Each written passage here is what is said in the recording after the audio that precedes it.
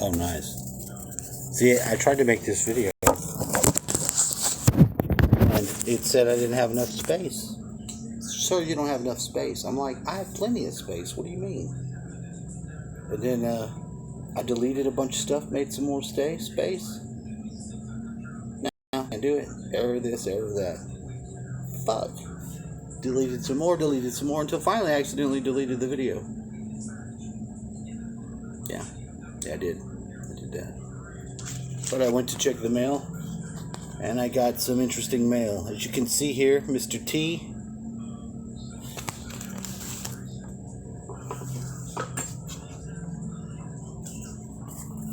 Mr. T.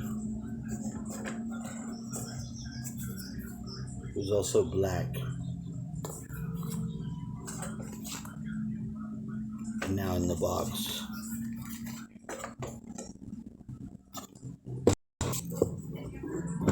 This is a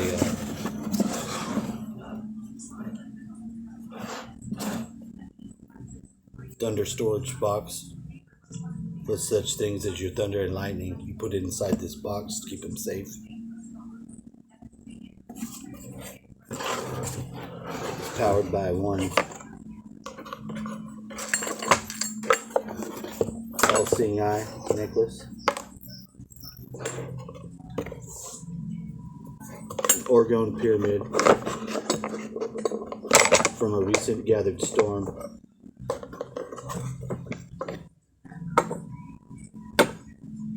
As you see here, I was watching Thunder Journalist. Hold on, sorry. And the gooey knife. This is the ghost sword.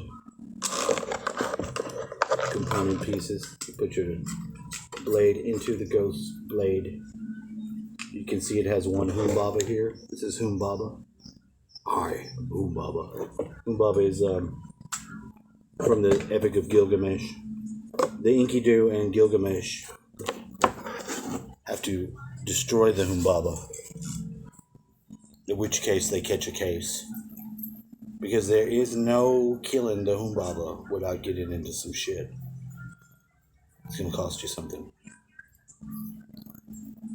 Anyway, on Dark Journalist, he was saying that, I don't know who the guy was he was teaching. He was bringing this back and forth. This is for astral travel. You have to bring something in front of you and just continually move it around your field of vision and keep your field of vision moving. And then sometimes you skeet out of your body. You skeet out of your body into your solar astral body. And then you peel yourself off the wall and take form as you do that. Because you skeet out. So you're going to be on the wall. You need to get off the wall. Mr. T. And then I read a chapter out of this book because I wanted to share it. And I still want to read it, so I'm going to do this again. From the story of From Grits to Gourmet. The cookbook by the Three Initiates. Whoa. I could have read the bee story, but this is not only a cookbook, see creamy tofu delight, but intersected in these chapters is deep truth. Like the other one had embedded into it the Mayan story, some post-Atlantean stuff, all in a story about a bee. And it overlapped with actual events from this last week when I had to kill the horsefly, which was dead-ass middle of the window. I went out this way and killed it about the same many steps as the bee flies away and fucks up any intruders into the space after they went to Georgia from the jungles. Anyway, going on. This is reincarnation from this book. Men of science have long known that when a person passes on, there's a noticeable amount of weight loss, approximately the same amount of weight you lose when you're asleep. Some 20 years ago, an idea was thought of which might be possibly shine more light into the disappearance of this invisible mass, which instantly leaves us in death and slowly leaves us while one is asleep. Mm. I smell some astral travel. Since Carillion and infrared films have revealed many new revelations dealing with the science of energies, these researchers decided to hook up a specifically designed, highly sensitive camera system to a person who was next to death. And as soon as the heart stopped beating, the shutter started to click frames of the newly found dimensional truths. Upon development of this film, they after the reversion of infrared to the natural color, saw a purplish haze leaving the body at the exact point of death. Yet unaware that at that time they had proven that your spirit life, atomized being, energy, or what cosmic self, it's all the same, leaves your body at the point of death. This light mass has a molecular structure and it goes back to the material elements from which it came, as your material body goes back to its known sources. At this point, the unconscious of life's meaning are returned to play. Wait, hold on. At this point, the game of life and death is reset. The players, be they unconscious of life's meaning, are returned to play out the cycle of creation with a K. All creation spelled with a K. Yet again. Now, a singular atom has not yet been seen, but it is known that all material forms are composed of an atomic structure. Accepting this truth, we are brought to the awareness that in life or death, we have another form which is energized atomically. That which leaves the body us in death and also represents the weight lost to the body.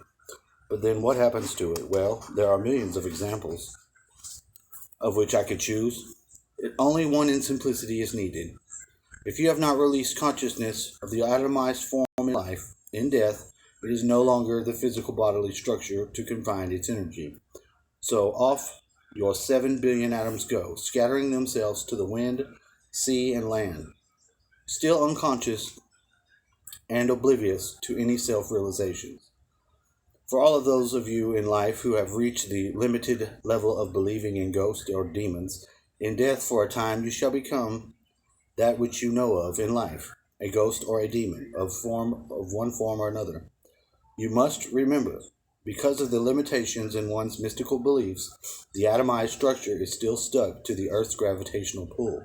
One cannot utilize one's 7-stage atomized rocket ship, which if properly programmed, travel at the speed several times faster than light. Our last and final journey, which will be a creative, with a K, module, will crash the light barrier which surrounds the Bardo planes of the solar system, thus allowing the spirited atomized structure to leave off its stages one by one as well, until one is freed from all the weight of matter, and can emanate with only pure soul to the gates of the eternal heaven. This is still beyond most concepts. So first you should be explained about what happens to your 7 billion atoms after the elusive death of the unconscious. Before I begin, I would like you to simply accept the fact that within one's atoms lies complete knowledge and wisdom of the universe relative to you, both past, present, and future. All of which is conceivable to the infinite mind is housed within the nucleus of the material atom. The nucleus is that which has no materialist egoic notions, forms. So let us say that one of your 7 billion atoms gets caught up in the dance of winds when it suddenly starts to rain. Lo and behold, your unconscious atom is hit by a raindrop. Then it takes immediately earthward.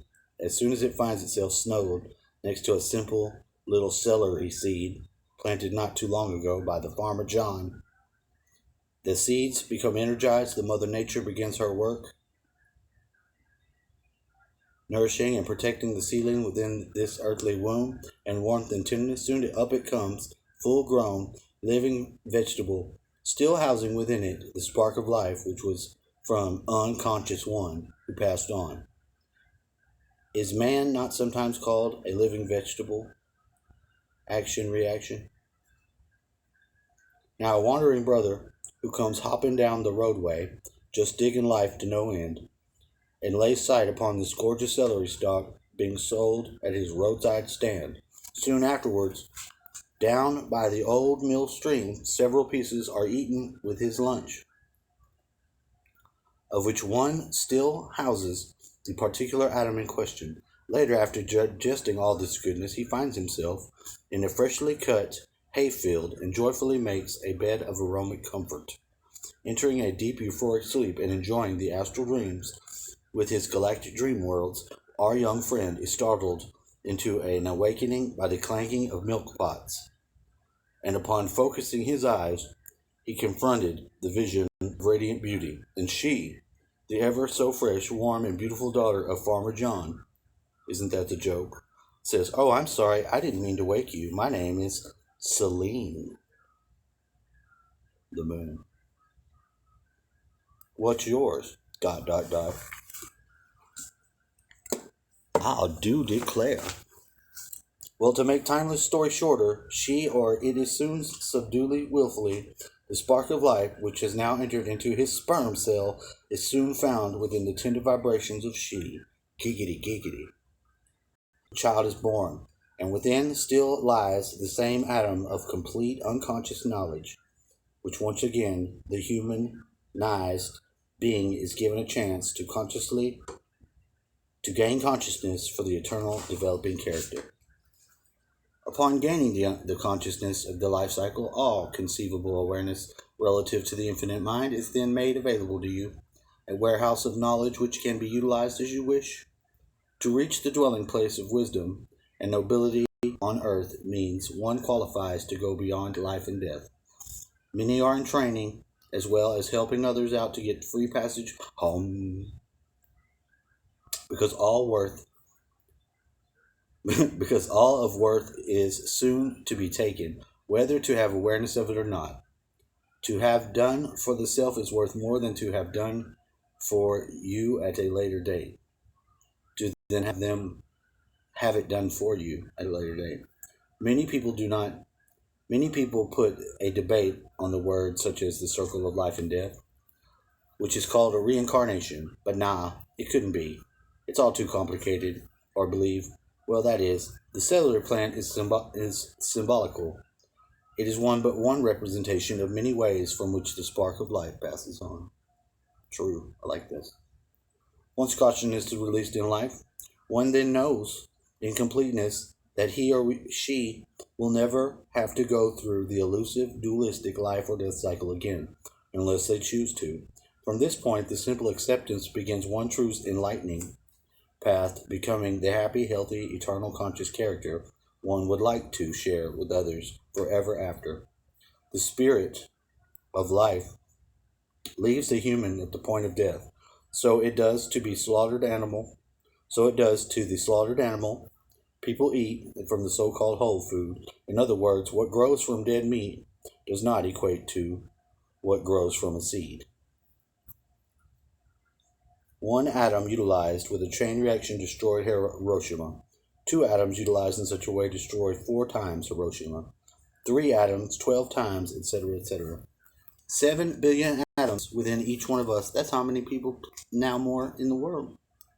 If utilized, has the force not only to change the Earth in the solar system, but computerized. It is known where we possess enough atomic energy to change the atomic structure of the universe. Uni, meaning one, and verse, meaning many as one. Interestingly enough, universe spelled backwards is S-Revenue.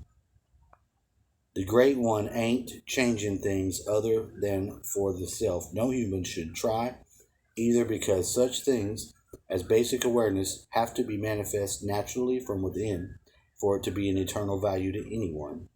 I. The awareness of it, to whatever degree, has no real relevance either, until it is reflected through the common sense, grit on truth dial.